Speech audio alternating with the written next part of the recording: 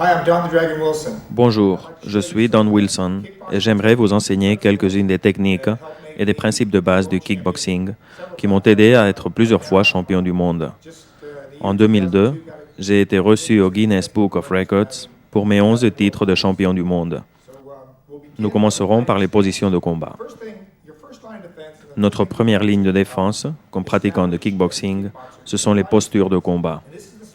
Nous les adopterons dès que sonne le gong, avant le premier round. Nous devons bien appuyer la partie avant du pied sans toucher le sol avec les talons, sans trop nous y coller, sinon nous ne pourrons pas bouger. Ça fait partie de ma philosophie du combat.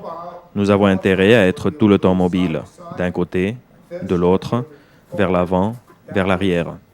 Il faut être mobile. Les pieds ne doivent être ni trop séparés, ni trop joints, juste un peu ouverts. Ça dépend. La distance sera différente pour chacun.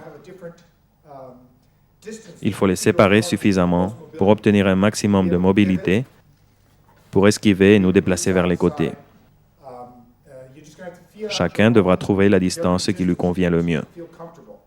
J'aime combattre de manière orthodoxe, c'est-à-dire avec la gauche devant et la droite en arrière, et dans la position du gaucher. Mais je n'enseigne pas toujours ça. Je le fais à ma manière, orthodoxe, et à la manière du gaucher.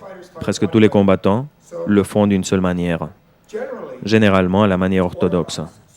Nous travaillerons donc un peu comme ça, et un peu avec la gauche.